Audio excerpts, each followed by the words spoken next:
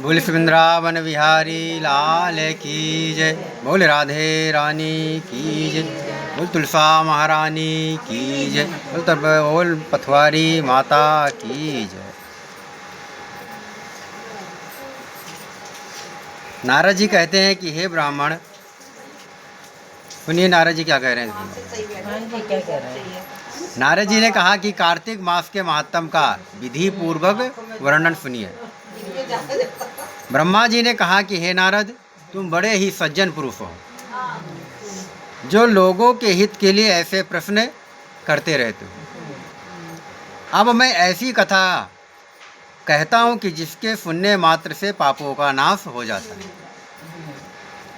हे नारद, सूत जी इसी नैमिषारण्य तीर्थ में सौनक आदि ऋषियों के साथ में थे और कहते हैं उनसे कि हे ऋषियों, साधुओं का सत्संग अति पवित्र होता है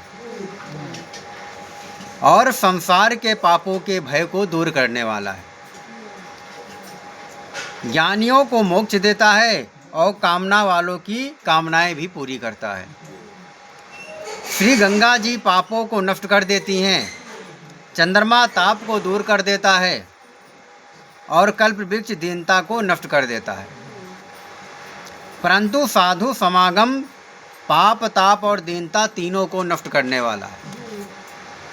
इसका आधा क्षण भी मोक्ष का देने वाला हो जाता है। इतनी बात को सुनकर ऋषि कहने लगे कि हे सूत जी, अब आप कृपा करके कार्तिक महात्म इतिहास का मुझे प्रसंग सहित सुनाइए। तब सूत जी ने कहा कि हे ऋषियों, एक समय भगवान श्री कृष्ण कमल जैसी नेत्रों वाली श्री सत्यभामा जी से कहने लगी कि हे, मैं धन्य हूँ और मेरे माता पिता भी धन्य हैं, जिनके मेरे जैसी संतान उत्पन्न हुई, जिसके पति आप स्वयं भगवान हैं। आप 16,108 रानियों में सबसे अधिक मुझे प्रेम करते हैं। जिस कल्प वृक्ष की पृथ्वी के लोग बात तक नहीं जानते, वे मेरे आंगन में लगा हुआ है। अतः मैं आपसे एक बात पूछता चाहती हूँ, आशा है कि मेरे हित के लिए आप वह बात मुझे अवश्य ही बताएंगे।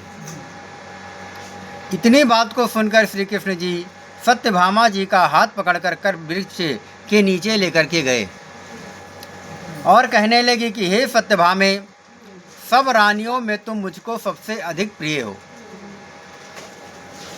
तुम्हारे स्नेहवश मैंने इंद्र से विरोध करके ये कल्प वृक्ष स्वर्ग से ला करके तुम्हारे आंगन में लगवाया।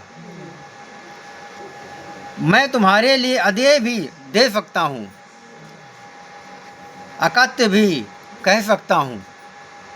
अब तुम मुझसे यदि गुप्त से गुप्त बात पूछोगी तो मैं वह भी बता दूँगा। सत्यभामा कहने लगी कि हे स्वामिन, पहले जन्म में मैंने ऐसा कौन सा पुण्य किया था जिसके कारण मैं आपकी अर्धांगिनी बनी और गरुड़ पर बैठ के आपके साथ इंद्र आदि लोकों में भी जा सकती हूँ। पहले जन्म में मैं कौन थी, किसकी कन्या थी, आप ये सब विस्तार पूर्वक मुझसे बताइए। श्री भगवान ने कहा कि हे सत्यभामे, मैं विस्तार से कहता हूँ, तुम सुनो। पहले सतयुग के अंत में मायापुर के अत्रि कुल में वेद तथा शास्त्रों का जानने वाला देव शर्मा नाम का एक ब्राह्मण रहता था। वह सूर्य का भक्त था, दिन रात अतिथियों की सेवा किया करता था।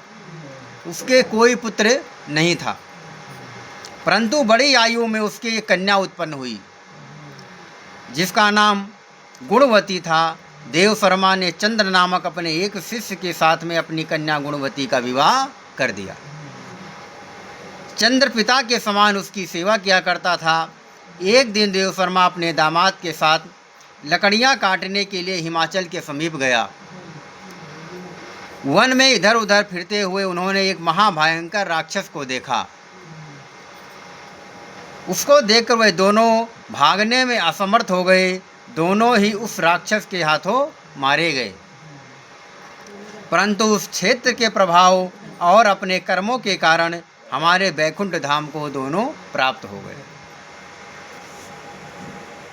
क्योंकि जैसे मेघ से बरसा हुआ जल सब नदियों द्वारा समुद्र में ही प्रवेश कर जाता है, वैसे ही गणेश, सूर्य, विष्णु किसी भी देवता की उपासना की जाए वह हमको ही प्राप्त होगी।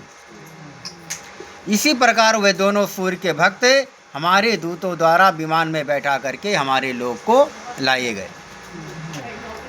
उन दोनों का मरण सुनकर गुणवती बड़ा रुदन करने लगी और पुकारने लगी कि हे पिता, हे पति, मैं तुम्हारे बिना मेरा निर्वाह कैसे होगा? मैं किस प्रकार जीवित रहूंगी? तुम मुझे छोड़ करके कहाँ चले गए? मेरे अन्न और भोजन का प्रबंध अब कैसे होगा? मेरे लिए अब कोई रहने का ठिकाना भी नहीं रहा। इस प्रकार विलाप करती हुए वे अचेत होकर वृक्ष की तरह भूमि पर गिर जाती है। और उन दोनों की उसके बाद में जब उसे चेतना आई तो उसके घर का सामान, अपने घर का सामान बेच करके उसने दोनों की अंत्येष्टि क्रिया की और मेरी भक्ति में सदा लगी रही। इसी प्रकार से कार्तिक मास आ गया और वह कार्तिक के व्रत करने लगी, एकादशी का व्रत भी करने लगी। ये दोनों ही व्रत भगवान को अति प्रिय हैं। कार्तिक मास में तुला के सूर्य में जो प्रातःकाल स्नान करते हैं, जागरण और दीपदान करते हैं, उनके महापातक नाश हो जाते हैं। जो मंदिर में जाकर के झाड़ू देते हैं और भगवान की पूजा किया करते हैं, वे जीवन मुक्त हो जाते हैं। जो तुलसी के वन की पालना करते हैं, वे फिर संसार में आकर के जन्म नहीं लेते। एक दिन वे ज्वर से पीड़ित हो गई, तब भी दुर्बल शरीर होने के कारण भी वे गंगा में स्नान करने को गई। अतएव गंगा जी में प्रवेश करते ही शीत के मारे उसके शरीर कांपने लगी और वे शिथिल होकर के वहीं पर गिर पड़ी। उसी समय हमारे दूत सुंदर विमान में बैठा करके उसको हमारे समक्ष लेकर आए, हमारे धाम में ले आए। ये कार्तिक मास के व्रत का ही प्रभाव था।